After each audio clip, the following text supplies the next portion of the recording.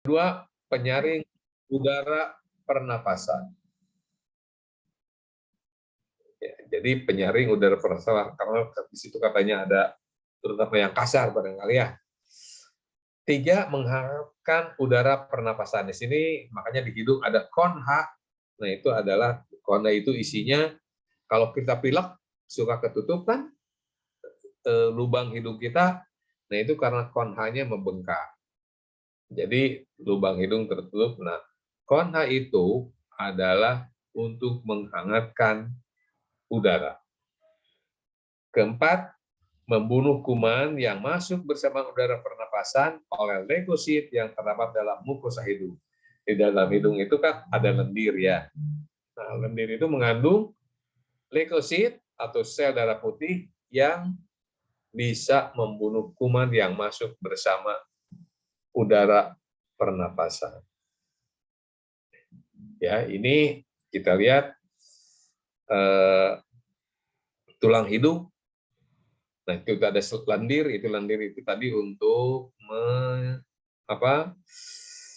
di situ ada leukositnya untuk membunuh kuman udara yang masuk yang nempel nanti di selaput hidung. Di hidung ada saraf pembau ya. Silia saraf itu ini kita bernapas nanti itu bagian neurologi ya atau saraf. Kita lihat ke hidung saja. Terus gambar selanjutnya adalah, nah itu hidung. Dari hidung itu menyambung ke faring. Dari faring itu ada epiglotis, itu adalah takak ya. Terus ke laring. Nah, dari laring ke trachea, trachea ke bronchus, lalu bronchus jadi bronchiolus, alveoli. Nah, kita bahas mengenai udah hidung sudah, kita faring. Merupakan persimpangan antara esofagus dan trachea. Esofagus adalah saluran makanan, trachea adalah saluran nafas. Ya, jadi esofagus itu adalah saluran makanan dan trachea saluran nafas. Faring terletak di bagian belakang rongga hidung. Jadi maksudnya belakang ini kalau ini hidung, di belakang adalah faring. Di situ terdapat 7 lubang. Di faring ini ada 7 lubang, 2 lubang ke hidung, ya, 2 lubang ke telinga melalui tuba eustachii. Makanya kalau kita pilek, kalau dibiarkan terutama pada bayi, itu sering terjadi, kalau kita pilek berarti kan infeksi ini ada di hidung. Lalu nanti kumannya akan menyebar ke telinga melalui tuba eustachii. Makanya nanti kalau dulu sering banyak yang congean gitu ya, sekarang jarang sih. Ya, karena ada dari faring ini berhubungan dengan hidung dan ada 2 lubang ke telinga melalui tuba eustachii atau eustachius ya. Sudah 4 tuh, 1 lubang ke mulut. Ya, 1 lubang ke mulut, terus 1 lubang ke saluran cerna, tadi ke esofagus tadi, ke mulut kan, saluran cerna, dan 1 lagi ke saluran napas, ke trachea. Jadi, nah itu adalah mulai udara itu akan masuk dari hidung ke faring, lalu ke laring. Sekarang laring adalah menghubungkan faring dengan trachea. Jadi tadi kan menghubungkan faring di atasnya dengan trachea saluran napas di bawahnya.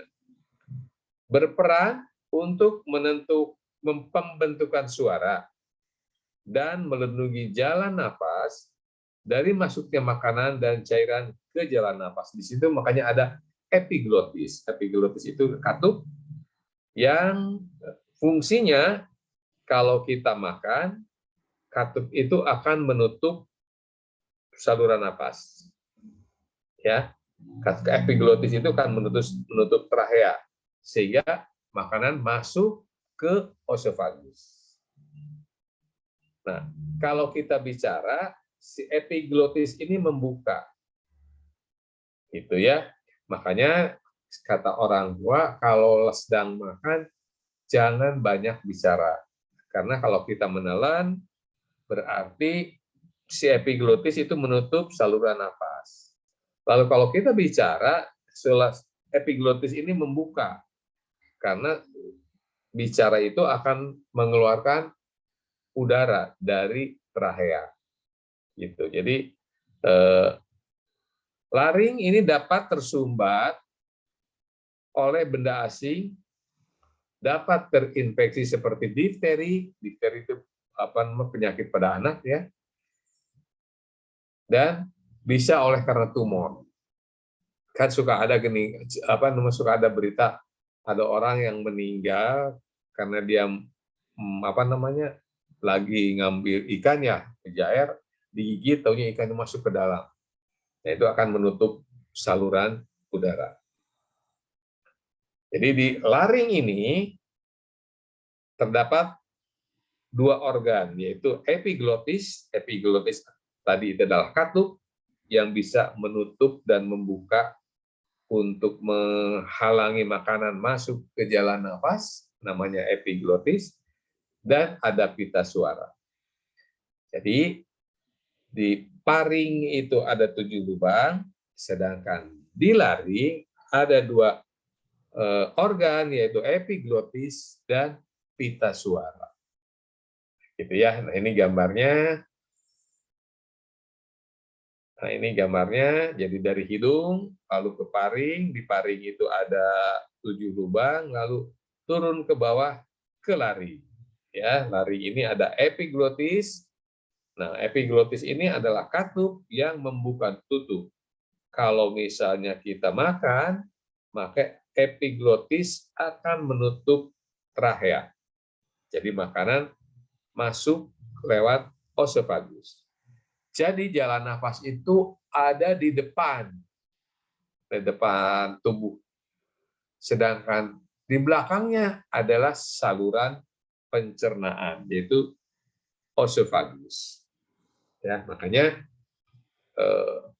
ini gambarnya yang tadi ya, nasal cavity itu adalah rongga hidung, paring. Nah, ini ada oesophagus, itu adalah untuk makanan. Di belakang ada laring, lalu trachea. Ya, di situ ada trachea, nanti trachea bercabang berdua menjadi bronchus. Nah, yang bronchus ini yang kanan bercabang 3 ya. Yang kanan bercabang 3 bronchusnya, nanti ada bronchus superior, ada bronchus media, ada bronchus inferior. Sedangkan yang kiri bronchus itu bercabang 2. Ada bronchus superior dan inferior. Ya. Jadi di kanan ini kalau kita lihat gambar nih, yang kanan itu bronchusnya lebih lurus. Kalau dari trachea langsung lurus, sedangkan yang kiri itu lebih mendatar. Makanya ada kejadian di mana saat itu ada perempuan main voli, dia terus membetulkan kerudungnya, dia menggigit jarum ya, jarum pentul ya. Tahunya dia masuk karena tersedak, dia masuk ke bronchus kanan dan sampai ke lobus inferior, sehingga paru-paru kanannya yang paling bawah kempes karena ketusuk sama jarum yang masuk tadi. Itu sehingga harus dioperasi. Ya. Itu adalah laring. Lalu kita bicara mengenai trachea. Trachea merupakan saluran nafas paling besar, berdinding 4 lapis, yaitu yang terdiri dari mukosa, mukosa itu lapisan dalam, muskulus, otot. Di sini ada cincin kartilago. Cincin kartilago itu adalah tulang rawan. Jadi di trachea ada tulang rawan. Kalau di tempat lain, kalau saluran-saluran itu biasanya cuma 3 lapis. Mukosa itu lapisan dalam, muskulus adalah otot, dan serosa bagian luar. Tapi di trachea atau saluran nafas ada cincin kartilago. Cincin kartilago adalah cincin tulang rawan. Ya, nah ini gambarnya. Ya, nah ini yang ada ditunjuk panah itu, ya, ini di trachea. Kita lihat trachea itu panjang ya, dari trachea sampai ke bronchus itu sebagai karina. Karina itu adalah cabang antara bronchus. Nah, kalau dilihat-lihat cabangnya ke bawah, primary bronchus. Jadi bronchus primer itu lebih lurus dibandingkan yang kiri. Sehingga kalau kita makanan atau bedak masuk ke dalam trachea biasanya masuk ke bagian kanan. Ya. Terus di situ ditunjukkan dipotong, di situ ada di trachea ya, ada lumen itu lubang. Terus ada pseudo apa namanya? Pseudo stratified. Yaitu itu adalah mukosa ya. Lalu ada yang kuning itu adalah K-shape, itu adalah tulang rawan. Kenapa di trachea ada tulang rawan? Karena dia itu saluran nafas, sehingga dengan tulang rawan saluran itu tetap terbuka. Kalau tidak ada tulang rawannya, ya, kalau tidak ada tulang rawannya, si saluran ini bisa kempes. Gitu. Jadi nafasnya susah. Jadi karena ada tulang rawan, maka selalu terbuka. Oke, selanjutnya ini adalah bagian-bagian upper respiratory tract atau saluran nafas atas dan lower respiratory tract itu adalah saluran nafas bawah. Jadi yang atas mulai dari hidung.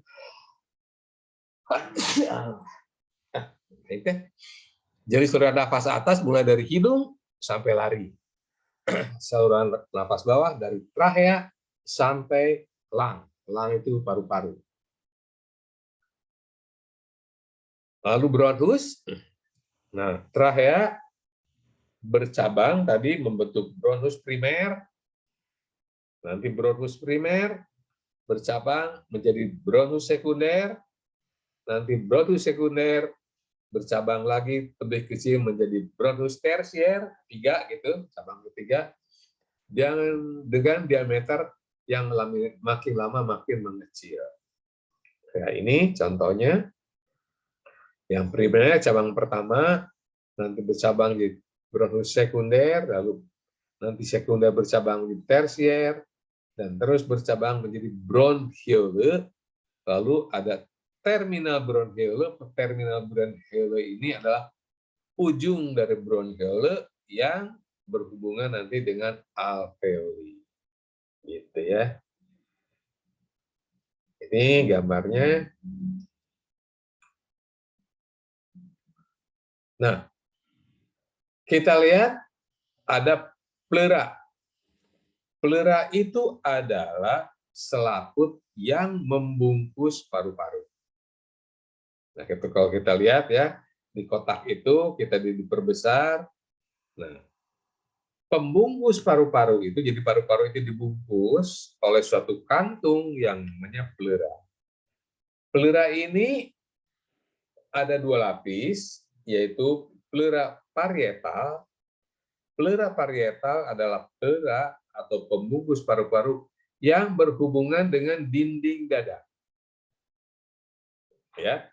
Lalu ada pleura visceral, adalah pleura atau pembungkus paru-paru yang berhubungan dengan paru-parunya. Nah, pleura ini itu dua lapis, yaitu disebut tadi pleura parietal dan pleura visceral. Di antara lapisan itu ada rongga. Di situ ada rongga pleura. Ya, jadi pleura, jadi paru-paru ini dibungkus oleh pleura. Pleura ini terdiri dari dua lapis. Lapis visceral yang berhubungan, yang nempel di paru-paru, sedangkan pleura parietal yang berhubungan dengan dinding dada. Di antara pleura parietal dan visceral itu ada rongga. Nah, disitulah yang sering terjadi, sering ada cairan. Makanya disebut paru-paru basah itu cairannya bukan di paru-paru, tapi ada di rongga pleura tadi. Karena pleura ini terdiri dari dua lapis, dan di tengah-tengahnya ini mengandung cairan, rongga pleura. Fungsinya karena paru-paru ini bergerak, rongga pleura ini berisi cairan. Cairan lendir itu fungsinya untuk melicinkan gerakan antara pleura visceral dan pleura parietal. Jadi kalau gesekannya tidak merusak gitu. Nah, kalau pada penyakit TBC, pleura ini mengandung cairan. Cairannya kadang-kadang ada sampai 1 liter, 2 liter yang diambil suka diambil gitu. Nah, pada penyakit infeksi oleh kokus, kuman kokus, itu adalah nanah, itu disebut NPM.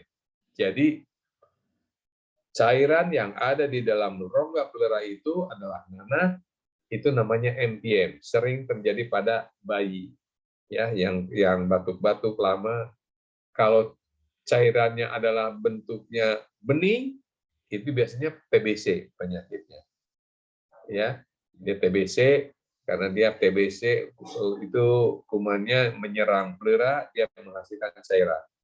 Kalau kanker, cairnya mengandung darah. Jadi kita bisa, nanti Anda sebagai analis nanti memeriksa cairan pleura. Kalau mengandung darah, berarti dia itu karena kanker, bisa kanker paru-paru. Tapi kalau disebabkan karena ada nanah, itu biasanya penyebabnya penyakit infeksi oleh kokus. Tapi kalau bening, biasanya penyebabnya adalah penyakit TBC. Nanti dari cairan pleura itu Anda akan memeriksa jumlah leukositnya, kadar proteinnya, ya, Anda akan periksa nanti. Selanjutnya, paru-paru atau bronchiolus, ya, merupakan unit terkecil dari paru-paru, bentuknya bulat seperti anggur, dan berjumlah kurang lebih, katanya kan ada orang yang rajin menghitung, katanya berjumlah 700 juta buah dari tiap paru-paru. Jadi kalau 2 paru-paru berarti ada 1,4 M ya, alveolus. Untuk suplai makanan jaringan paru-paru, kan paru-paru juga perlu makanan, nah itu disuplai oleh yang ada yang menghitung sampai 280 biliun kapiler. Kapiler itu adalah ujung dari pembuluh darah arteri, ya kan? Arteri akan bercabang jadi arteriol, arteriol bercabang menjadi kapiler. Nah, ini adalah gambar, yang biru itu adalah alveolus, yang merah itu adalah vena, berarti datang dari jantung. Ya, ini vena itu adalah akan menuju jantung, sedangkan arteri adalah datang dari jantung kanan yang banyak mengandung CO2. CO2-nya dilepas ke paru-paru, ke yang kuning itu adalah kapiler. Nanti dari kapiler masuk ke vena. Jadi pembuluh darah dari vena ini akan masuk ke jantung kiri. Karena pembuluh darah yang masuk ke jantung namanya vena. Pembuluh darah yang keluar dari jantung namanya arteri. Nah, gitu ya. Ini gambarnya lagi ya. Itu kerongkongan. Kerongkongan itu adalah esofagus. Ya, paru-paru ya. Ini nanti kalau ujian praktikum kira-kira seperti ini, ada gambar, nanti ada angka atau huruf A itu apa, B itu apa, C itu apa, gitu kira-kira ya. Seperti ini ya kira-kira. Lalu pembagian ruang pada paru-paru. Paru-paru kanan memiliki 3 ruang atau 3 lobus. Lobus itu ruang. Sedangkan paru-paru kiri memiliki 2 lobus, 2 ruang. Kenapa? Karena bronkus kanan bercabang 3. Tadi ya. Jadi trachea bercabang, kalau yang ke kanan itu bercabang 3 tracheanya, yang ke kiri bercabang 2. Gitu. Jadi ada 2. Ini yang kanan ini lobus kanan, gitu kan? Bronkus kanan bercabang 3 sehingga menjadi 3 bagian paru-parunya, yang kiri hanya 2 bagian. Nah, ya. Itu lobus kiri dan lobus kanan. Makanya yang atas, bagian atas itu adalah lobus superior. Jadi kalau kita lihat ini bagian paru-paru kanan, ini adalah lobus superior, ini adalah lobus media, dan ini adalah lobus inferior.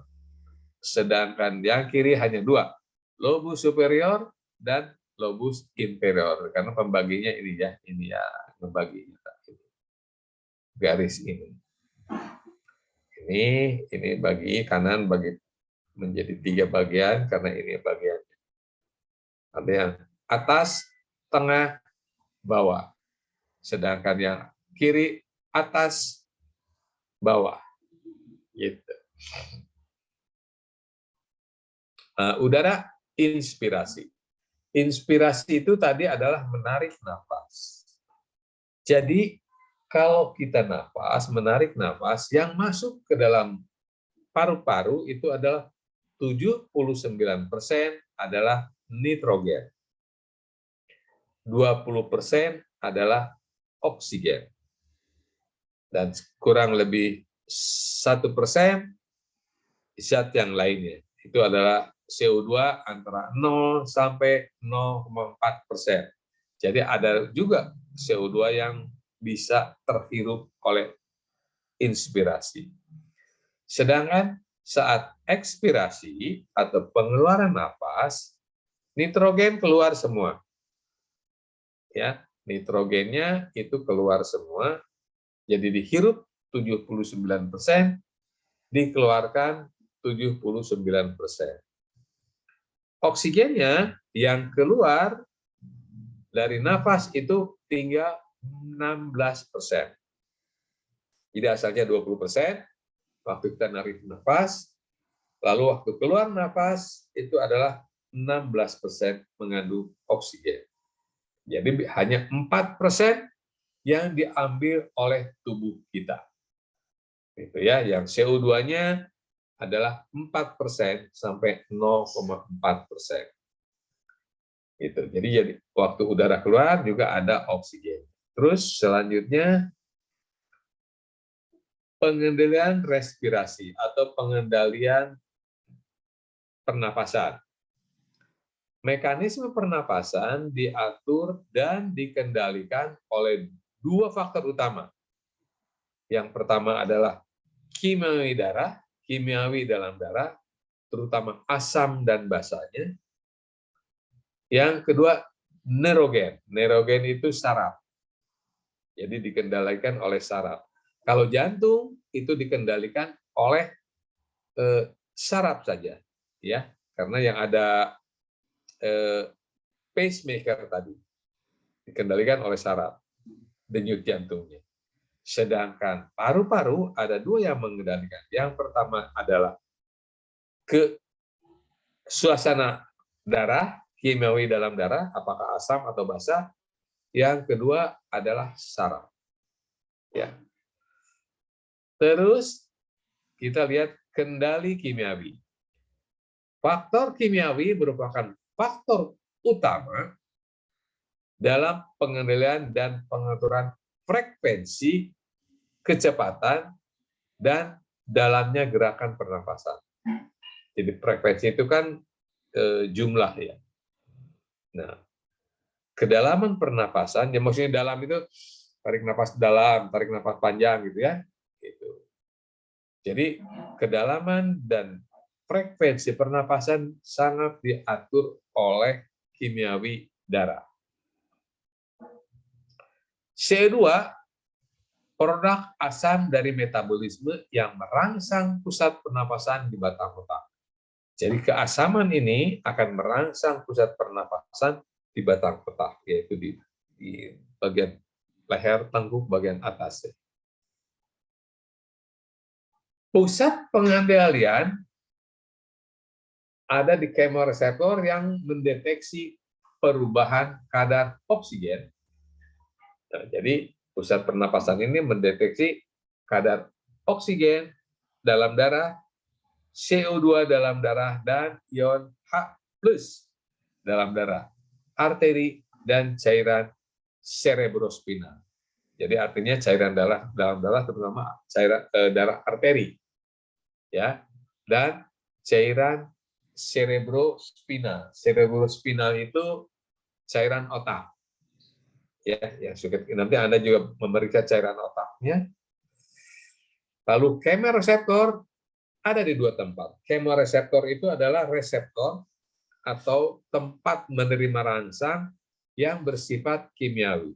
Tadi kemoreseptor bersifat kimiawi itu adalah adanya kadar oksigen, O2, CO2, H+. Itu terdeteksi oleh kemoreseptor.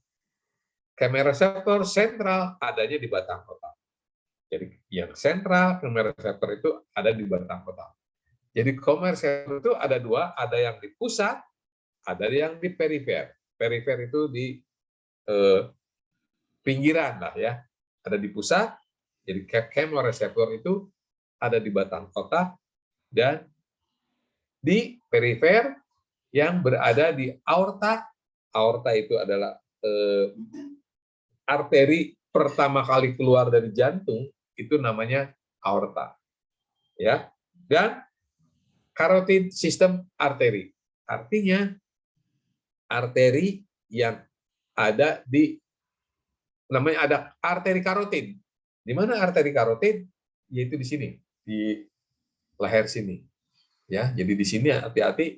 Makanya kalau mencekik itu ya di sini kan itu berbahaya karena itu sudah ada reseptor dari pernapasan. Kemoreseptor ini merespon terhadap perubahan konsentrasi oksigen atau O2, karbon dioksida, CO2, dan ion hidrogen. Jadi artinya di arteri karotis ini di sini kalau kita kalau di film-film kan kalau meriksa orang ini mati apa tidak, diperiksa arteri karotidnya, berdenyut atau tidak. Gitu ya. Lalu kendali saraf, beberapa faktor tertentu merangsang pusat pernapasan di batang otak yang akan mengeluarkan impul. Impul itu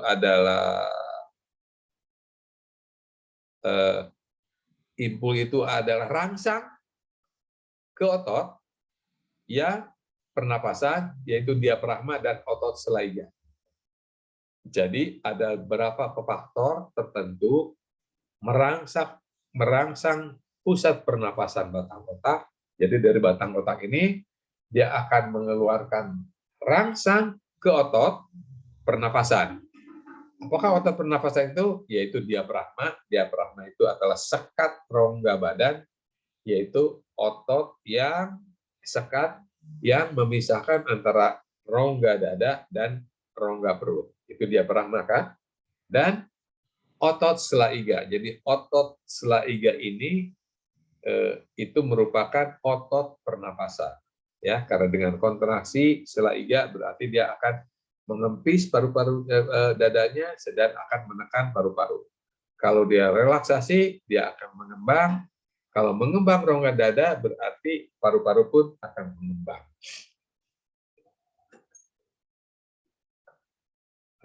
Rangsang ritmis pada batang otak menimbulkan pernapasan otomatis.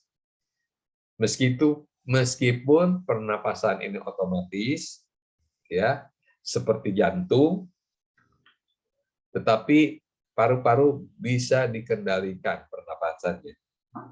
Misalnya kita bisa menahan napas, tapi kalau detak jantung kita tidak bisa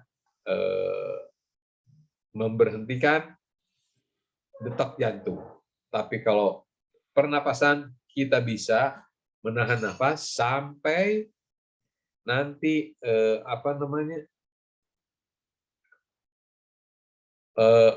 oksigen dan CO2 di paru-paru itu akan meningkat sehingga kita tidak bisa lagi menahan nafas, harus bernafas.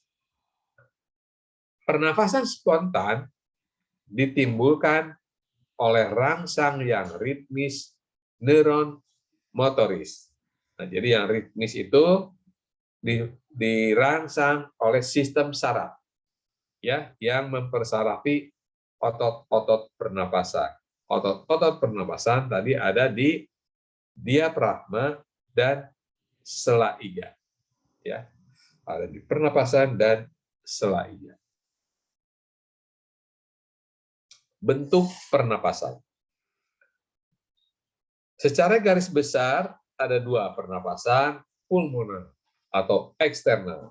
Satu adalah pernapasan pulmonal atau eksternal. Pulmonal itu adalah paru-paru. Jadi pernapasan paru-paru. Ventilasi pulmonal atau gerak pernapasan adalah menukar udara dalam alveoli dengan udara luar. Ventilasi itu adalah keluar masuknya udara, itu namanya ventilasi. Seperti ventilasi rumah gitu ya. Kalau ventilasi rumah itu kan artinya tempat untuk keluar masuknya udara luar. Jadi ventilasi di paru-paru artinya masuknya udara ke dalam paru-paru dan keluarnya udara dari paru-paru. Yang kedua adalah pernapasan jaringan atau internal. Selain ini, pernapasan jaringan ini, eritrosit atau sel darah merah akan mengikat oksigen masuk ke dalam jaringan melalui pembuluh kapiler. Jadi kita tahu kan eritrosit itu sel darah merah mengandung hemoglobin. Nah, nanti hemoglobin inilah yang akan mengikat oksigen dari alveoli lalu akan disalurkan ke seluruh tubuh. O2 atau oksigen diambil oleh jaringan untuk metabolisme dan jaringan mengeluarkan CO2 hasil metabolisme ke dalam darah untuk dibawa ke paru-paru. Jadi kan tadi oksigen dari paru-paru dibawa oleh darah ke jaringan.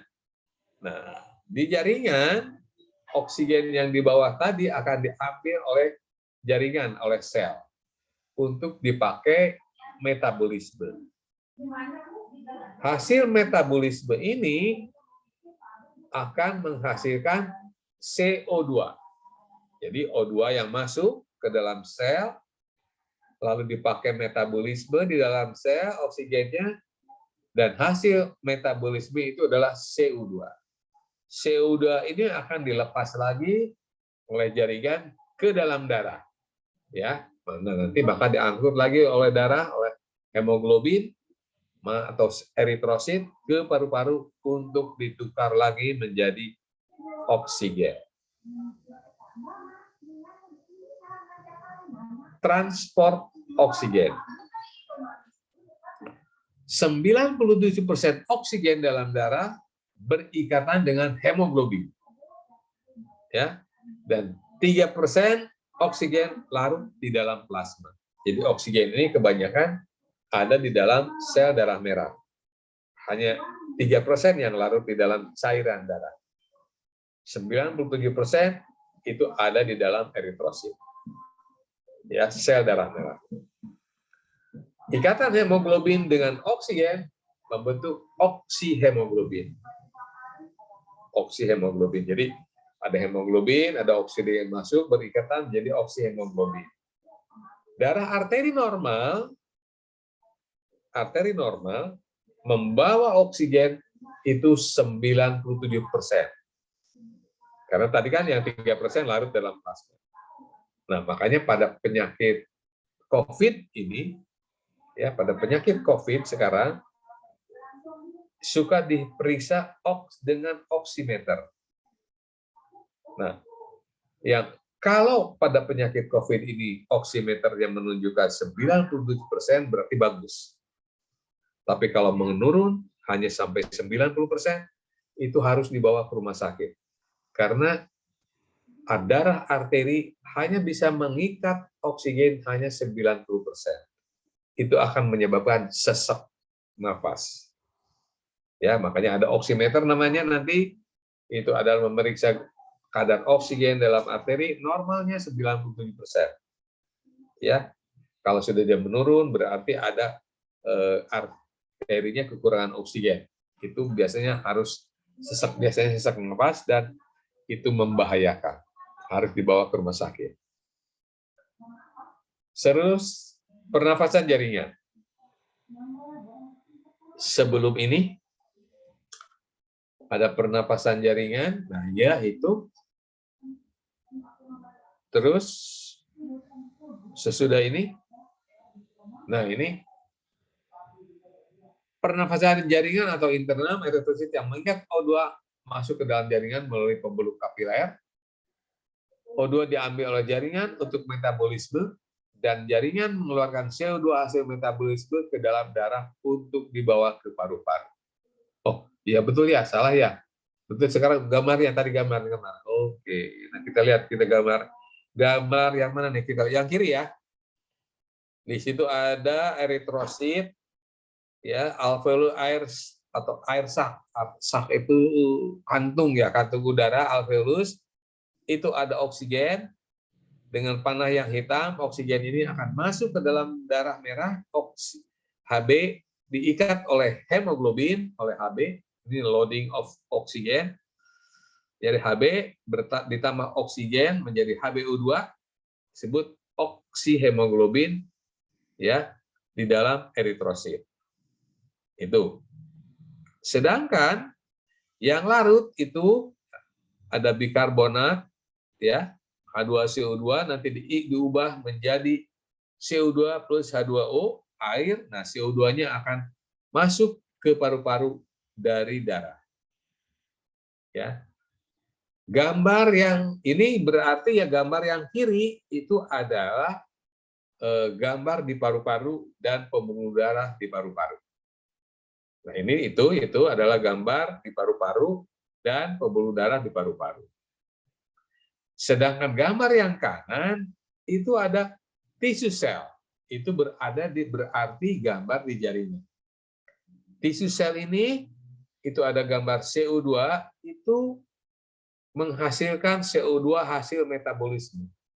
Nah, CO2-nya ini akan masuk ke dalam darah, ya, larut, ya, ke dalam larut, dan nah itu oksigen tadi yang dari eritrosit, red blood cell, akan masuk ke jaringan, diambil oleh jaringan.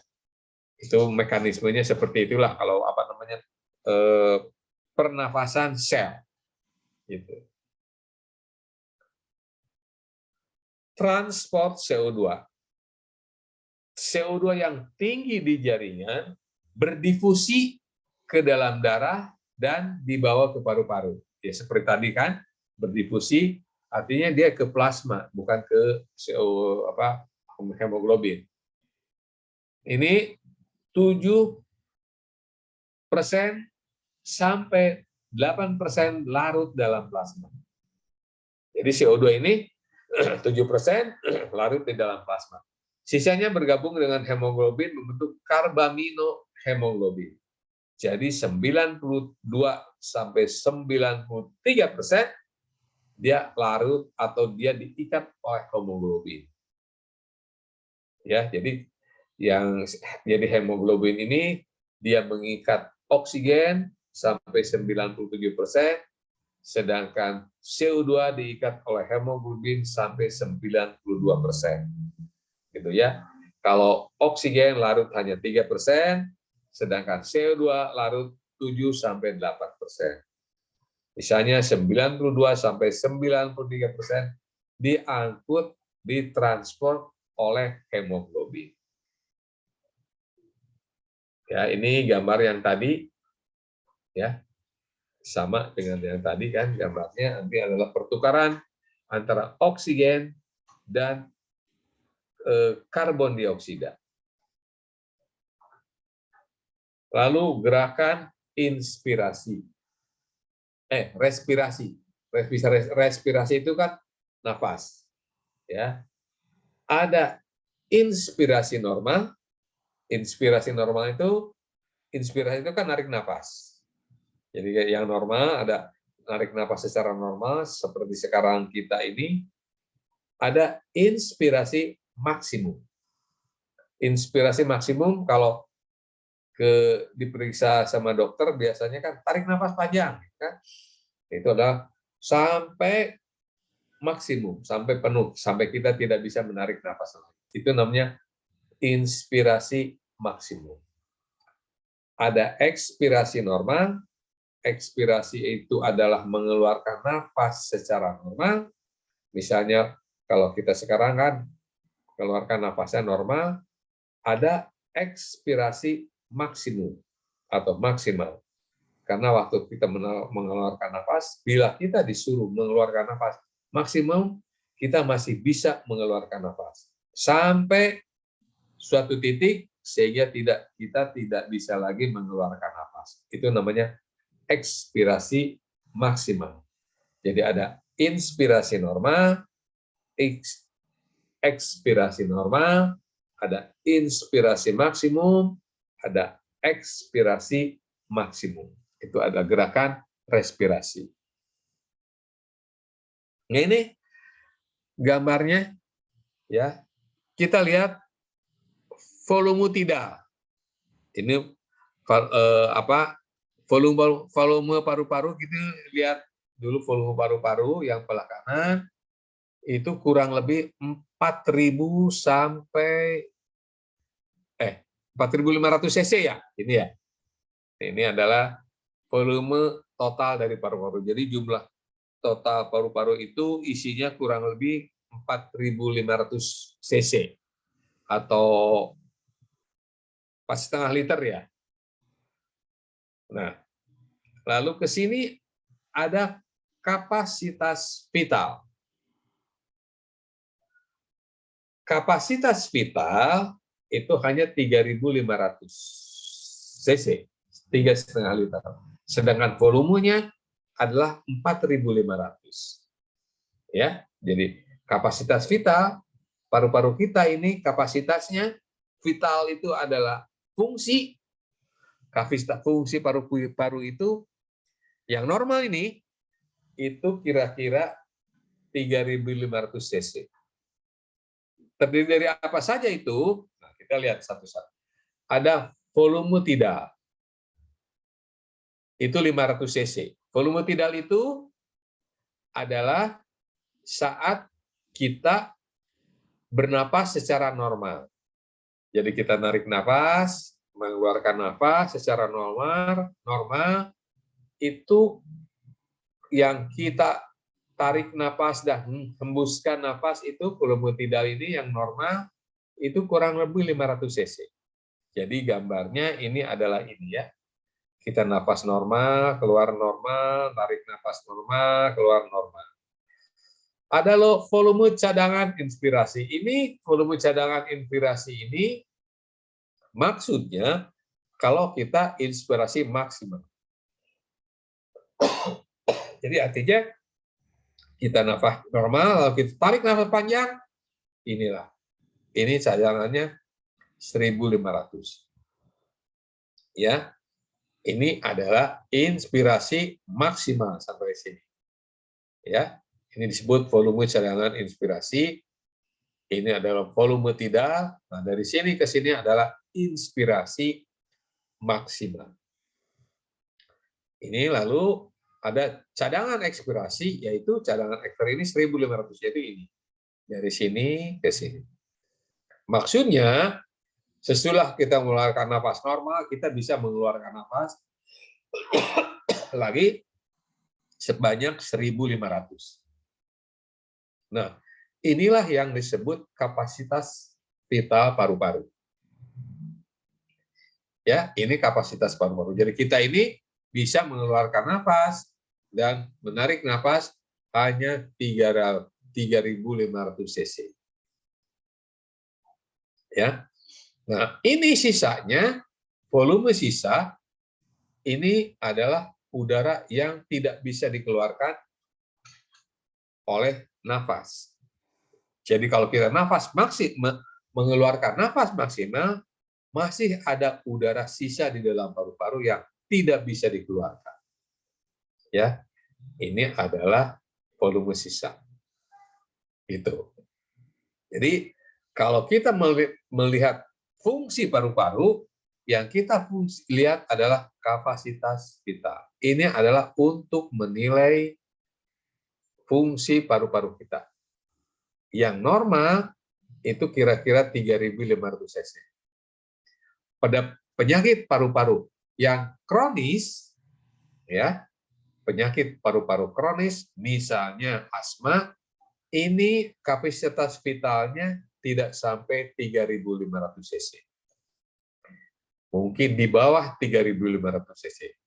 Jadi, kalau kapasitas vital kurang dari 3.500 cc, berarti dia mempunyai penyakit paru-paru kronis. Misalnya, pada orang-orang asma, itu pasti kapasitas vitalnya kurang dari 3.500 cc.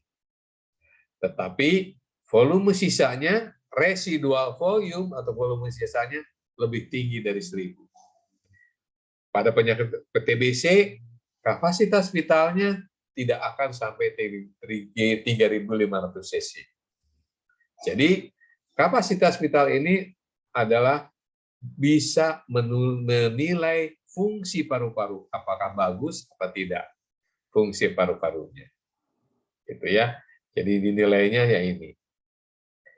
Nah, kepentingan volume sisa ini juga untuk menentukan, terutama pada bayi.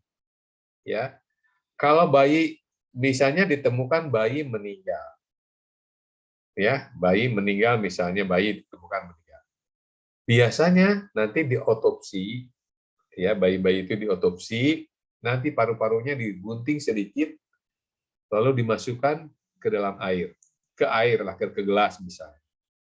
Kalau jaringan paru-paru itu mengambang, berarti di dalam jaringan paru-paru tadi sudah ada udaranya. Jadi bayi ini pernah bernapas. Jadi bayi ini meninggal di luar rahim. Kalau misalnya jaringan paru-parunya itu dimasukkan ke dalam air tenggelam, berarti jaringan paru-paru itu belum ada udaranya. Berarti bayi ini meninggal di dalam kandungan. Jadi, volume sisa ini, residual volume ini fungsinya untuk kedokteran forensik. Ya, kedokteran forensik, nanti kan di kamar mayat, gitu Anda juga akan bedah mayat. Untuk katanya Anda tentunya bukan. Tapi Anda harus tahulah nanti. Ya, kalau misalnya penjaringan paru-paru ngambang, berarti paru-paru ini pernah berisi udara, berarti bayi ini pernah nafas. Tapi kalau paru-paru ini tenggelam, berarti di dalam paru-paru ini tidak ada udaranya. Jadi bayi ini tidak pernah nafas, berarti kalau meninggal, bayi ini berarti meninggal di dalam rahim. Itu cerita. Nah, selanjutnya, volume udara yang keluar masuk pada inspirasi normal dan ekspirasi normal disebut tidal volume tadi ya. Volume tidal tadi. Besarnya kurang lebih narik nafas, keluar nafas itu kurang lebih 500 cc. Ya, itu adalah dari kapasitas paru-paru. Kapasitas total daya tampung paru bersekitar 4,5 sampai 5 liter. Tadi 4,5 ya. Kapasitas vital paru-paru adalah jumlah udara saat inspirasi maksimal dan setelah ekspirasi maksimal. Itu adalah kurang lebih 3.500 cc tadi ya. Itu. Residual volume atau volume sisa tadi, residual itu kan residu itu sisa ya, adalah jumlah udara di dalam paru-paru yang tidak dapat dikeluarkan setelah ekspirasi maksimal karena terperangkap di dalam alveoli. Jadi yang sisa tadi antara 1.000 sampai 1.200 cc. Jadi katanya di sini rata-rata pada laki-laki volume sisa itu ada 1.200 dan pada perempuan ada 1.000. Itu ya. Itu keperluan fungsi paru-paru. Selanjutnya bentuk gerakan nafas. Ada pernapasan dada. Pernapasan dada itu berarti yang bergeraknya adalah dada. Ya. Kalau tarik nafas panjang itu kan dada. Pernapasan perut yang bergeraknya adalah perut. Nafas, dadanya tidak bergerak, tapi perutnya bergerak. Jadi pernapasan dada itu dilakukan oleh otot-otot sela iga. Ya. Sedangkan pernapasan perut yang bergerak adalah diafragma. Ya. Nah, pernapasan dada biasanya sering bukan dilakukan, tapi sering pada perempuan. Kalau pernapasan perut secara alamiah sering sering terjadi pada laki-laki. Jadi pernapasan dada sering pada perempuan. Makanya perempuan suka pakai liontin ya. Liontin itu apa namanya? Gantungan ya, gantungan kalung. Nah, kalau gantungan kalungnya terdiri dari berlian, lalu kalau kena sinar lampu, kan kalau bergerak itu burcak gitu ya. Makanya perempuan pakai gantungan karena napas perempuan itu kebanyakan seseringnya adalah pernapasan dada. Sedangkan laki-laki pernapasan perut. Jadi kalau laki-laki pengen pakai berlian, diikat pinggang barangkali ya, jadi burcak gitu. Lalu ada pernapasan pulmoner tadi, pernapasan paru-paru, dan pernapasan jaringan atau interna itu dilakukan oleh sel.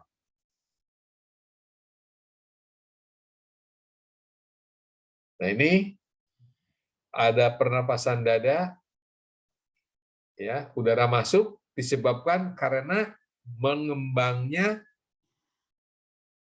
dinding dada yang disebabkan oleh relaksasinya otot tulang rusuk. Ya, jadi kalau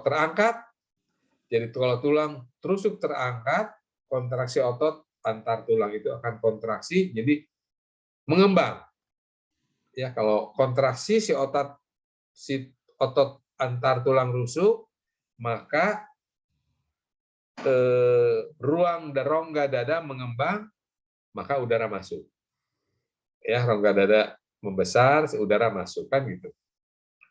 Lalu kalau tulang rusuk turun karena otot antar tulang rusuk berrelaksasi, sehingga dinding dada akan mengecil, maka udara keluar. Ya kan, dengan mengembang kempisnya dinding dada, maka akan keluar masuknya udara. Itu kan makin udara kalau mengembang berarti tekanan udaranya rendah di dalam paru-paru, maka udara masuk. Tapi kalau mengecil, rongga dadanya tekanannya tinggi, maka udara keluar. Itu adalah pernapasan dada. Ya. Selanjutnya pernapasan perut. Ya, kalau pernapasan perut juga sama. Otot diafragma kontraksi, diafragma akan mendatar. Ya, jadi kalau kan melengkung gini nih. Kalau kontraksi dia akan mendatar, berarti akan memperbesar rongga dada. Itu kan apa namanya? Panah yang hijau itu mengembang, berarti mengembang. Karena si otot diafragma ini akan mendatar, rongga dada mengembang, maka udara masuk. Sebaliknya, kalau diafragmanya melengkung ke atas, berarti akan mendesak rongga dadanya mengecil, maka nafas keluar. Gitu ya. Selanjutnya, bila jaringan kekurangan oksigen, terutama jaringan otak, akan terjadi sianosis. Sianosis itu kekurangan oksigen, ya. Dan bila berlangsung lama dan terjadi pada bayi, bisa menyebabkan idiot. Jadi idiot itu biasanya karena kekurangan oksigen pada otaknya, ya. Oksigen kekurangan otak, maka terjadi idiot. Tuh, ini gambar yang ini darah tidak mengandung oksigen, sama yang tadi kapiler darah masuk, mungkin terus, jadi oksigen, jadi CO2-nya masuk, itu nanti oksigennya mengandung oksigen di paru-paru, ya, itu di paru-paru. Ini yang darah yang kiri ini dia CO2-nya tinggi, CO2-nya masuk ke dalam paru-paru, lalu ODA-nya masuk ke dalam sel darah, keluar. Ini kira-kira, nah ini gambarnya ilustrasi ini gitu ya, gambar ilustrasi. Selanjutnya gambar, nah ini juga sama, ada eritrosit yang warnanya biru, berarti itu banyak CO2-nya, maka CO2 keluar. Eritrosit yang merah itu banyak oksigennya karena diisi oleh oksigen dari paru-paru. Gitu ya. Ini juga selanjutnya, gambar selanjutnya juga sama, ya. Itu antara alveolar space in lung di dalam paru-paru dan tisu sel. Jadi antara sel dan paru-paru. Jadi ini ke bawah di gambarnya lagi, ini bahasa Indonesianya. Ini jaringan sel, CO2-nya keluar, ada yang larut, dan 7-8%, dan yang diikat oleh hemoglobin itu sekitar 92-93%. Ya, itu enzim karbohidrat selanjutnya dibawa oleh paru-paru, oleh darah, dan sama seperti ini masuk nanti ke paru-paru keluar. Ya, ini gambarnya sama sih, gambar semua ini ini gas exchange, pertukaran CO2 dan O2 gitu ya. Nanti ada 3 perhatian aja apa saja gitu. Lalu adalah masalah pernapasan sekarang. Ada yang namanya hipoksia atau anoksia. Kalau hipo itu kan hipo itu kurang ya, sedikit. Anoksia itu tidak ada, jadi kekurangan oksigen di jaringan disebut hipoksia atau anoksia. Hipoksia itu kekurangan oksigen, anoksia itu tidak mendapatkan oksigen. Kalau istilah ini hiperkapnia, ini adalah peningkatan CO2 dalam darah atau cairan tubuh. Jadi kalau hipoksia tadi itu adalah di jaringan, kalau hiperkapnia itu di cairan. Ya. Kapnia, hipokapnia, penurunan CO2 dalam darah akibat hiperventilasi. Hiper Kelebihan ventilasi napas. Jadi hiperventilasi itu kalau terengah-engah itu namanya gitu ya, itu hiperventilasi. Atau nafasnya cepat itu hiperventilasi. Asfiksia adalah suatu kondisi hipoksia dan hiperkapnia. Hipoksia itu adalah kekurangan oksigen di dalam jaringan, dan hiperkapnia kelebihan CO2 di dalam cairan tubuh. Ya, itu ini istilah saja. Ini selanjutnya gambar aja, gambar-gambar ya. Gambar, oke. Selesai sampai di situ. Ada pertanyaan? Jadi itu adalah apa namanya bahan untuk tes ya. Oke, ada pertanyaan? Saya Bapak izin bertanya. Silakan. Bapak izin bertanya. Tadi kan kata Bapak kalau misalnya kekurangan O2 di dalam jaringan otak, terutama dalam waktu yang lama, itu kan bisa jadi idiot. Nah, penyebab kekurangan O2 di dalam jaringan otak itu kenapa ya, Pak? Nah, itu kan. Nah, itu tadi pertama kalau kita lihat gambar dari apa namanya? Dari apa ya? Dari apa namanya? Yang ada volume tidak, volume apa gitu ya. Nah, yang pertama kalau misalnya adalah yang pertama kekurangan oksigen di dalam otak itu karena kenapa? Berarti arteri yang masuk ke otak itu oksigennya kurang. Sekarang kenapa bisa terjadi seperti itu? Misalnya pada sesak nafas. Sesak nafas berarti kan nafasnya tidak normal, sehingga nanti oksigen yang dibawa oleh darah pun jadi sedikit. Ya, sesak nafas. Kenapa bisa sesak nafas? Bisa saluran nafasnya tersumbat, gitu ya.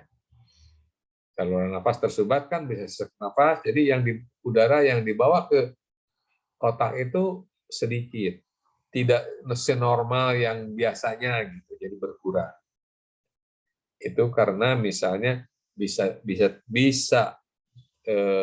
saluran nafas yang tersumbat, bisa gangguan jantung, jantungnya misalnya bocor gitu kan, yang seharusnya oksigennya darah vena dan arteri itu kan bisa ya nanti ditukar, tapi kalau bocor jadi nanti cairan darah vena dan darah arteri ini bercampur, maka oksigennya juga sedikit, sehingga oksigen yang dibawa ke otak juga sedikit. Itu adalah biasanya ada gangguan pada jantung, ya macam-macam gitu kira-kira. Baik Pak, terima kasih. Ya, terus misalnya ada lagi misalnya pada pingsan gitu ya, kan pingsan nggak napas, nah itu juga bisa menyebabkan seperti itu. Oke, ada lagi? Pak izin bertanya Pak. Silakan. Pak belum paham mengenai pernapasan jaringan itu bagaimana ya Pak? Pernapasan jaringan? Ya. Oke. Jadi pernapasan jaringan ini kan darah dari arteri itu dia akan membawa oksigen, ya kan? Bawa oksigen. Lalu dari arteri itu kan bercabang ke arteriol sampai ke kapiler. Di kapiler ini dia akan membawa oksigen. Kapiler ini dia berhubungan dengan jaringan atau sel. Nah, sel ini memerlukan oksigen, sehingga oksigen yang ada di dalam darah itu diambil oleh jaringan. Ya kan? Oksigen dari darah diambil oleh jaringan. Nah, oksigen dari jaringan ini dipakai metabolisme. Ya kan? Dipakai metabolisme Hasilnya adalah CO2. Hasil metabolisme jaringan ini adalah CO2. Nah, CO2 ini dilepas ke dalam darah.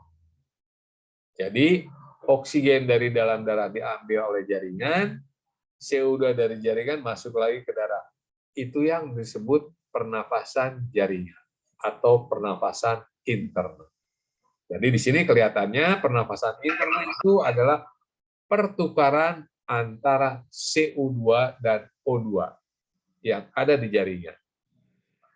Tapi kalau pernapasan eksternal itu keluar nafas, menarik nafas, keluar nafas. Itu ya, yang tadi yang Mas kalau ditarik nafas 20%, keluar nafas oksigennya 20%, ditarik nafas, keluar nafas oksigennya 16%. Itu adalah pernapasan paru-paru. Tapi kalau pernapasan jaringan, oksigen yang ada di dalam darah diambil semua oleh jaringan. Nanti ditukar oleh CO2. Semua CO2 di jaringan dimasukkan ke dalam darah. Itu adalah pernapasan jaringan atau pernapasan internal. Ya. Jadi kalau pernapasan internal, pernapasan jaringan itu melihat pertukaran CO2 dan O2. Tapi kalau pernapasan eksternal itu melihat pertukaran narik nafas dan keluar nafas. Oke? Baik, Pak. Terima kasih, Pak. Yuk, ada lagi? Izin bertanya, Pak. Silakan. Jadi gini, Pak, kemoreseptor itu ada kemoreseptor perifer kan ada berada di aorta dan karotid. Ya. Nah, itu teh Pak, perbedaan dari aorta dan karotid itu apa ya, Pak? Aorta itu gini, kalau ini jantung, keluarlah pembuluh darah dari jantung. Dari ventrikel kiri ya. Itu namanya aorta. Jadi aorta itu adalah pembuluh darah yang pertama kalau keluar dari jantung. Nah, itu namanya aorta. Nanti aorta ini akan bercabang-cabang. Ada yang cabang ke atas, ada cabang karotis namanya. Nanti ada cabang yang ke lengan, ada arteri brachialis. Nah, arteri karotis, yang karotis itu adalah cabang dari aorta. Gitu. Jadi reseptor itu ada di aorta, ada di pertama kali keluar dari jantung, lalu ada dari keluar dari jantung ada cabang namanya arteri karotis. Ya, jadi tempatnya di situ, jadi di arteri karotis 1, di aorta 1. Gitu tempatnya, letaknya. Ya. Jadi karotis itu adalah cabang dari aorta yang menuju ke kepala, sedangkan aorta adalah pembuluh darah yang keluar dari jantung. Sedangkan karotis adalah pembuluh darah yang keluar dari aorta, gitulah. Baik, terima kasih, Pak. Ya, ada lagi? Jadi ini Bapak akan kasih apa ya? Kapan ya kalau mau ya? Mau ngasih kisi-kisi buat UTS. Kisi-kisi itu kira-kira apa yang ditanya gitu di dalam soal.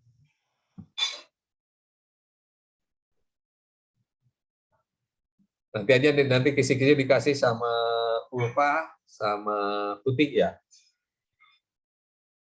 Kisi-kisinya nanti dikasih aja, dikirim lewat WA.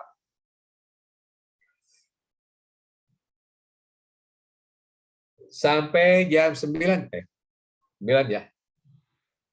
Ada yang mau tanya lagi?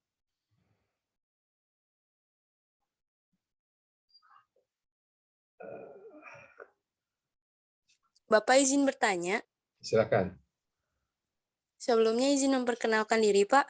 Iya, silakan. Saya Bunga Najla Safura dari D3 TLM 1A. Iya. Tadi itu kan ada berbagai macam pernapasan ya, Pak? Iya. Ada pernapasan dada sama pernapasan perut. Iya. Kalau misalkan dilihat dari kesehatannya ya, Pak, sebenarnya lebih sehat mana sih, Pak? Kita tuh dalam bernapas tuh menggunakan teknik dada atau perut ya, Pak? Oh gitu. Terus Eh, Pernapasan dada itu salah satu bentuk dari pernapasan. Pernapasan perut juga salah satu bentuk dari pernapasan. Sekarang sehat mana gitu ya?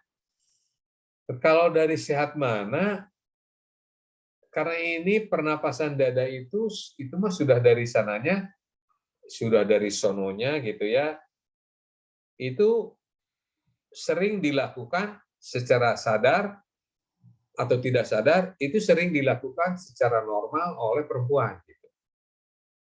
Jadi tidak tahu gimana, itu mah dari lauh mahfudnya merenya, bahwa perempuan itu sering melakukan pernapasan dada. Bukan berarti bahwa dia selalu melakukan pernapasan dada, tapi dia juga, perempuan juga bisa melakukan pernapasan perut. Tapi secara umum perempuan itu melakukan pernapasannya adalah pernapasan dada. Gitu. Demikian pun laki-laki. Laki-laki secara umum melakukan pernapasan perut. Kenapa? Ya memang dari sananya begitu gitu. Tapi tidak berarti laki-laki ini tidak bisa melakukan pernapasan dada. Gitu. Jadi pada satu individu itu bisa melakukan pernapasan dada dan bisa melakukan pernapasan perut. Gitu ya. Itu secara refleks, secara alamiah saja bahwa laki-laki itu melakukan pernapas itu melakukan pernapasan perut.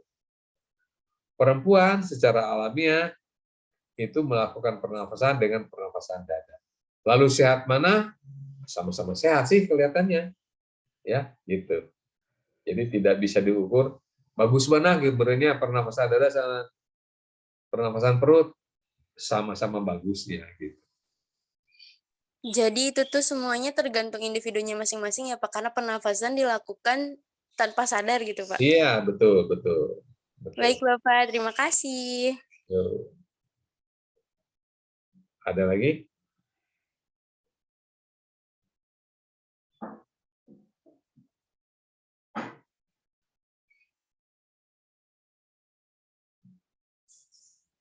Kalau tidak ada, kita akan bahas mengenai pertemuan ke-8 mengenai sistem pencernaan. Bahan ini tidak masuk ke dalam UTS ya. Ini masuknya ke UAS. Gitu. Karena ada waktu kita lumayan sampai jam berapa?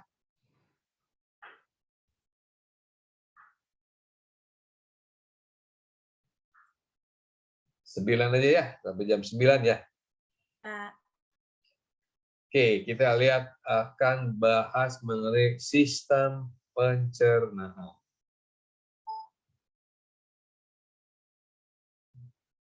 Nah, sistem pencernaan itu terdiri dari anatominya, terdiri dari mulut, ya kan? Paring. Nah, kalau paring ini kan tadi dari hidung ke paring.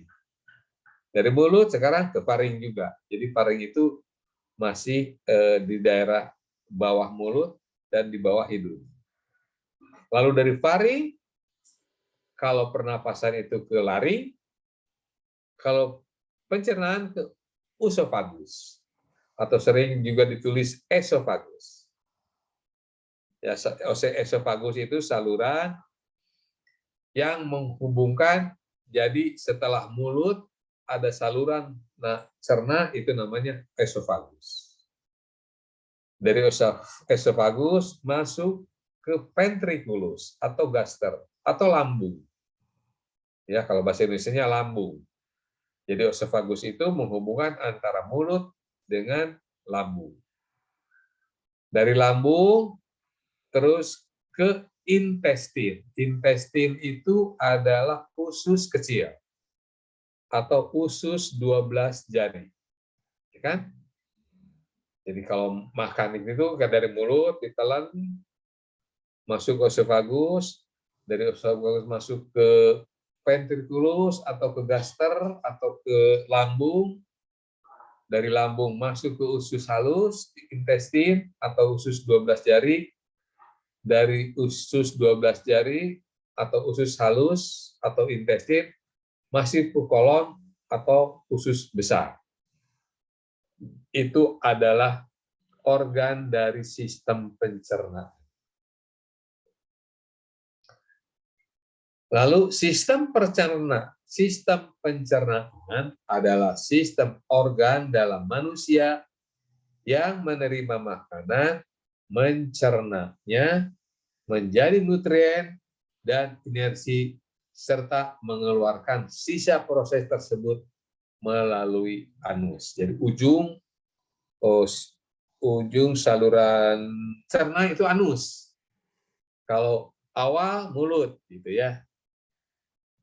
Ini gambarnya mulut ya, di situ sublingual gland itu ya itu betul itu mulut, terus mulut nanti ke esophagus, ya kan ini tulisannya esophagus ya. Kalau Bapak nulisnya esophagus, ini esophagus, lalu terus turun, nah terus turun ke bawah ke stomach tulisnya, stomach itu adalah lambung, terus turun ke usus halus, ya usus halus yang panjang. Nah, itu bukan usus besar. Nah itu usus halus. Usus halus itu yang ini nih, ini dari sini. Nah ini usus halus, dari usus halus, lalu dari ini ujungnya ke usus besar, ya usus besar, ujungnya anus, gitu ya. Jadi mulai dari mulut, esophagus, lambung, usus kecil, ke usus besar, ini anus. Gitu. Nah, inilah sama-sama. Nah, ini bahasa Indonesianya ya. Bahasa Indonesianya rongga mulut. Di situ ada di rongga mulut ada kelenjar ludah. Oh iya, yang esophagus ini bahasa Indonesianya kerongkongan ya. Bahasa Indonesianya kerongkongan, lalu ke lambung, dari lambung ke usus halus, dari usus halus ke usus besar, nah lalu ke anus. Itu gambarnya, itu yang bagus itu ya gambarnya. Bahasa Indonesia. Mulut, nah kita mulut. Kita bicara mulut. Mulut ini terdiri dari bibir, vestibula, gigi, pada anak 20, pada dewasa 32, gusi, lalu lidah yang berfungsi mengaduk dan mendorong makanan ke paru. Sekarang yang vestibula itu apa? Vestibula itu adalah ya ini mulut adalah bagian pertama dari saluran cerna yang menerima makanan. Mulut terdiri atas dua bagian. Pertama, vestibula. Vestibula ini ruang antara gusi, gigi, dengan bibir atau pipi. Jadi vestibula ini kira-kira ini. Kalau ini kan, ini ada mulut, ini ada pipi ya. Di pipi itu kan ada gigi nih. Nah ini itu vestibula kira-kira. Ya, vestibula itu kalau monyet makan kan suka disimpan di situ tuh di vestibula. Lips itu adalah gigi, gum itu adalah gusi, hard plate itu adalah langit-langit keras, hard plate, soft plate adalah langit-langit lunak, ya. Uvula itu apa ya uvula teh? Itu kan kalau dikit-dikit jadi batuk ya. Terus apa lagi? Apa lagi ya? Uvula sama yang ada yang apa namanya kalau dibuka mulut itu ada itu ya. Terus palatinan, palatine soft, papilla of tongue, of tongue, bukan tongue, tang ya. Tang itu adalah lidah, ya. Tang itu lidah. Premolar, gigi lah. Kanin itu untuk ngegigit ya. Ini biasanya ini pada molar, premolar, nggak ada premolar ya. Oh ini sudah dewasa. Ini pada anak-anak, ya pada anak-anak tidak ada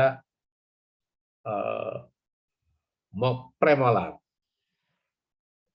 Ini yang tadi gambarnya terus, ini gambar-gambar aja. Jadi ini gambar pada anak,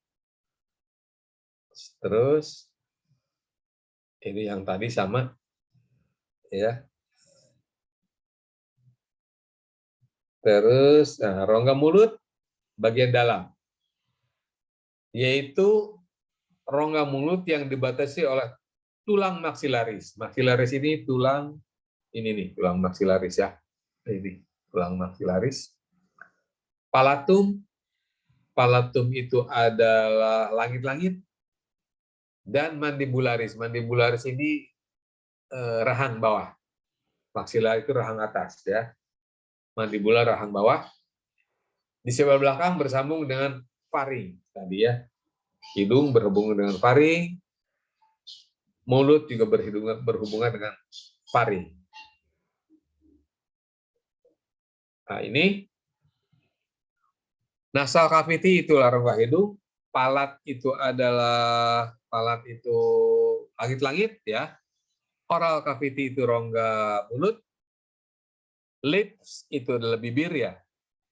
Jaw itu adalah gusi, gigi ya. Tang itu adalah lidah. Paring, lalu paring. Nah, ada epiglotis, nah itu yang menutup trachea ya, menutup trachea. Jadi kalau makan dia akan menutup gitu. Oesophagus itu adalah kerongkongan ya tadi, kerongkongan bahasa Indonesianya kerongkongan, esophagus. Ya, kalau trachea itu adalah saluran nafas. Lidah. Lidah terdiri dari 3 bagian, yaitu radik lingua atau pangkal lidah, dorsum lingua atau punggung lidah, dan apex lingua adalah ujung lidah. Ya, gambarnya nanti kita lihat. Nah, ini kira-kira ya. Tang itu sirkumvalate itu ada bintik-bintik, ada tonsil, palatin tonsil itu adalah amandel ya, apa namanya amandel? Ya, tonsil ya. Bahasa Indonesianya amandel ya. Lingua tonsil, lingual itu adalah lidah. Lingual tonsil itu lidah di dekat dengan amandel ya. Foliate papil itu papila itu tonjolan ya. Itu tonjolannya seperti itu. Circumvallat papil itu tonjolan. Fungiform papil itu adalah fungiform itu yang ini nih. Jadi si tonjolannya berbentuk seperti fungi itu apa? Jamur ya. Seperti jamur tonjolannya ada filiform. Nah, filiform itu berbentuk apa? Rambut. Fili itu ya. Fili itu tonjolan-tonjolan fili kayak kalau di sel itu kan ada tonjolan fili ya. Nah, itu tonjolan seperti fili itu pelebaran berarti pelebaran dari permukaan. Jadi kalau fungiform itu tonjolan lidah di dalam tonjolan pada lidah yang berbentuk jamur gitulah kira-kira. Fungsi lidah mencampur makanan dengan saliva. Saliva itu adalah air liur ya, air ludah atau air liur. Menggerakkan makanan saat dikunyah dan ditelan. Juga untuk pengecapan dan untuk wicara. Di lidah ada indera peraba dan perasa. Beda ya. Kalau peraba meraba, kalau perasa rasa asin, manis gitu. Nah, asin ada di bagian lateral anterior lidah. Artinya ada lateral itu di pinggir kan? Pinggir depan. Asin ada di pinggir depan lidah, manis di bagian ujung lidah, anterior lidah, anterior ke depan kan? Asam di bagian lateral posterior lidah, lateral itu pinggir, posterior itu belakang, pahit di bagian medio posterior lidah, medio itu tengah, posterior itu belakang. Ya, jadi ada lidah peraba, asin, lateral itu pinggir depan, manis bagian ujung, anterior, depan, ujung. Nah ini kalau kita lihat, ya, asin seperti itu kira-kira, ya, pengecap rasa manis di anterior, rasa asam di pinggir, asin di pinggir belakang, dan ada apa nih, pahit di belakang ya, di belakang tengah. Di tengah jadi yang di tengah itu pahit dan manis, yang di pinggir itu asin dan asam. Ya, ini dari Pustekom Depdiknas. Nah, terdapat 3 kelenjar di rongga mulut, yaitu parotis, letaknya di anterior inferior dari telinga. Anterior depan, inferior bawah. Jadi ada kelenjar yang anterior inferior. Anterior itu depan dan bawah. Inferior itu bawah. Makanya ini kan tadi istilah-istilah anatomi ya. Di anterior, di depan, dan inferior dari telinga. Jadi telinga kan, jadi ada di depan telinga kan, depan bawah telinga. Namanya parotis. Jadi kalau makan asamnya suka gitu kan. Nah, kira-kira di situ.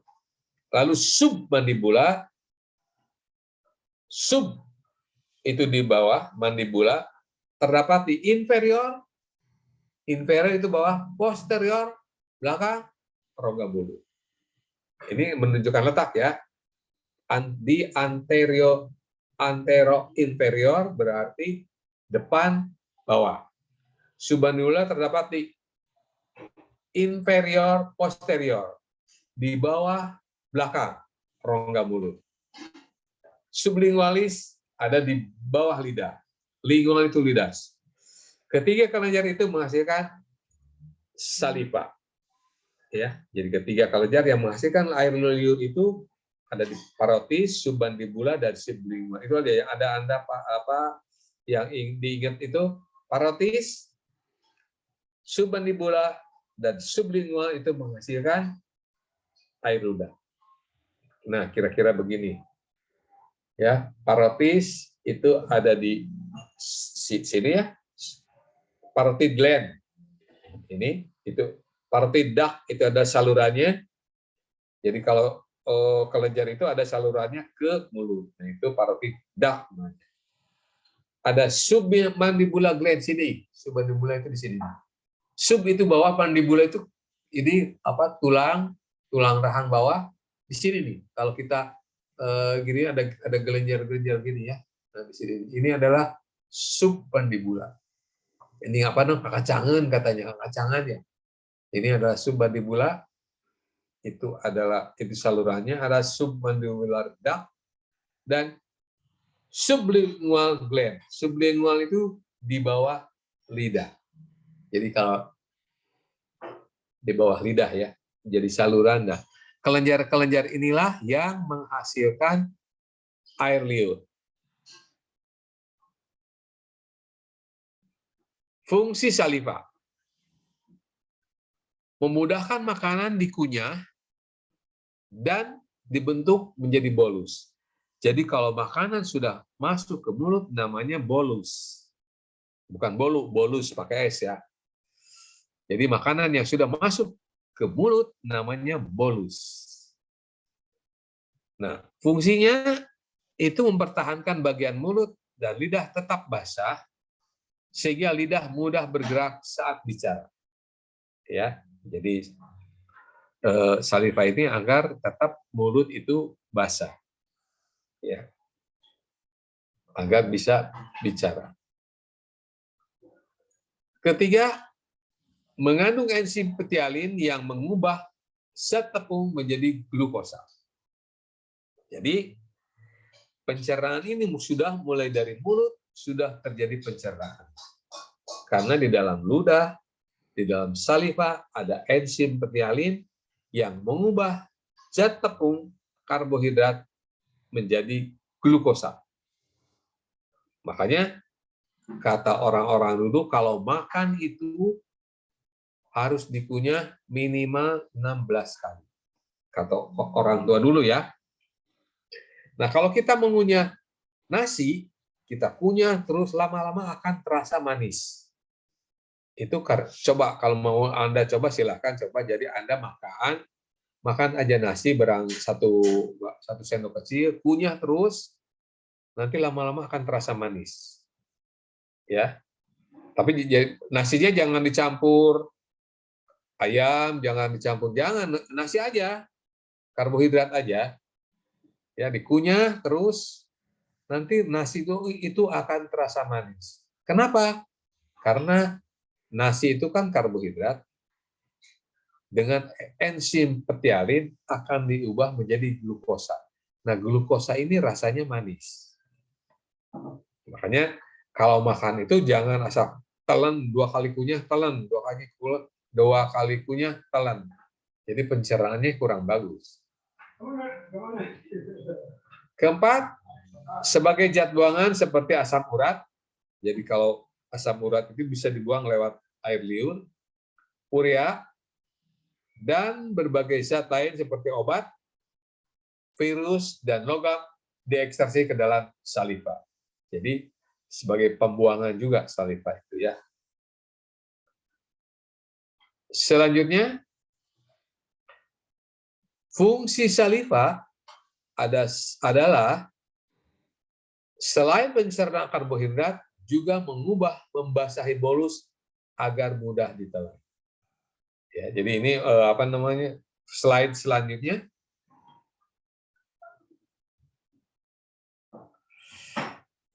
Jadi fungsi dari saliva adalah selain mencerna karbohidrat,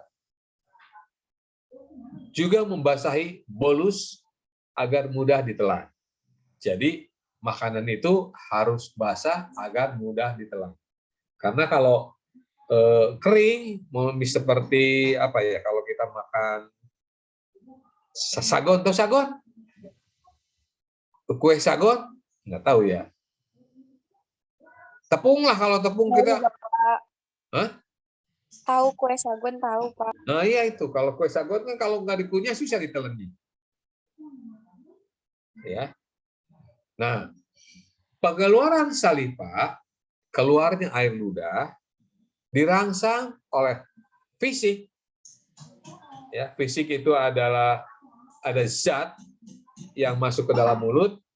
Jadi kalau ada benda masuk ke dalam mulut itu merupakan rangsangan untuk keluarnya saliva. Bisa juga disebabkan oleh kimia. Misalnya kimia ini ada zat yang menyebabkan pengeluaran saliva banyak. Contohnya misalnya garam. Kalau kita garam masukkan ke mulut kan banyak tuh air liurnya. Ya, itu adalah sebagai rangsang keluarnya saliva. Atau ketiga, neurogen. Neurogen itu syaraf. Jadi kalau kita lagi mikir sekarang, misalnya kita pengen bakso gitu ya, dibayangin bakso kayak apa, keluar aja air liurnya. Padahal nggak ada apa-apa di mulut, nggak ada apa-apa, cuman pikiran aja kita pengen permen misalnya, atau pengen apa, keluar aja air salivanya. Itu adalah secara neurogen. Jadi pengeluaran saliva itu dirangsang oleh fisik, kimia, dan neurogen. Nah, saliva itu dari mana asalnya? Itu dari tadi 3 kelenjar tadi. Parotis, sublingual, dan submandibular. Ya, itu menghasilkan saliva. Cairan-cairan itu menghasilkan saliva. Juga sebagai antibakteri dan antibodi yang berfungsi membersihkan rongga oral. Rongga oral ini rongga mulut, dan membantu memelihara kesehatan mulut serta mencegah kerusakan gigi. Jadi air liur juga bisa mencegah kerusakan gigi. Ya, aliran saliva tadi dipicu oleh stimulus ya, psikis itu kan neurogen tadi, psikis itu neurogen itu saraf, mekanis adanya bolus, mekanis itu adanya benda di dalam mulut, dan makanan atau kimiawi atau jenis makanan.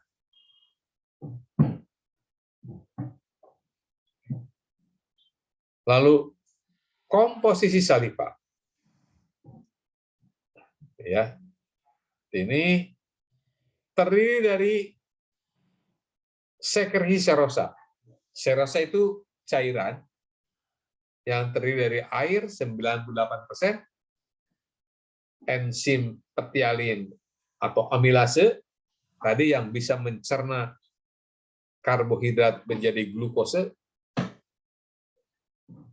Lalu beberapa jenis ion seperti natrium, klorida, bikarbonat, dan kalium.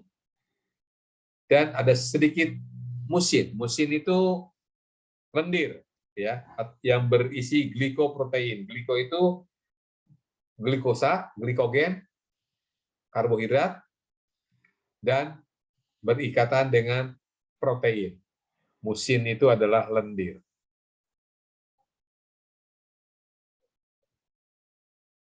Kita sampai mulut aja ya, sampai esophagus aja nih. 10 menit lagi. Faring yang tadilah ya terdapat. Nah, faring yang tadi ada epiglotis tadi terdiri dari 3 bagian, yaitu nasofaring. Nasofaring itu adalah faring yang berhubungan dengan hidung. Orofaring itu faring yang berhubungan dengan rongga mulut. Laringofaring itu faring yang berhubungan dengan laring. Laring itu adalah saluran nafas tadi. Di sini terdapat tonsil atau yang sering disebut amandel, banyak mengandung limfosit sebagai pertahanan terhadap infeksi. Ya. Di faring ini tadi kan terdapat 7 lubang dari ya, di laringofaring yaitu 2 lubang tadi ke hidung, 2 lubang ke telinga, 1 ke mulut, 1 ke trachea, dan 1 ke esophagus. Jadi faring menghubungkan rongga mulut dengan esophagus. Terdapat persilangan antara jalan nafas dan jalan untuk makanan. Jalan nafas masuk ke bagian depan dan jalan makanan ada di bagian belakang tadi, kerongkongan atau esophagus tadi. Ini terus gambarnya. Sampai situ aja dulu ya. Capek? Udah 2 jam. Ada pertanyaan?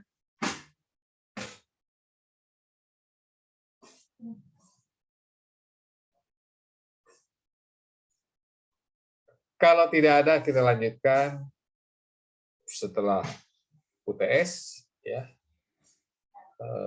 Jadi sekarang keempat ya. Kelima, keenam, ketujuh, 3 pertemuan silahkan Anda belajar dari pertemuan pertama sampai pertemuan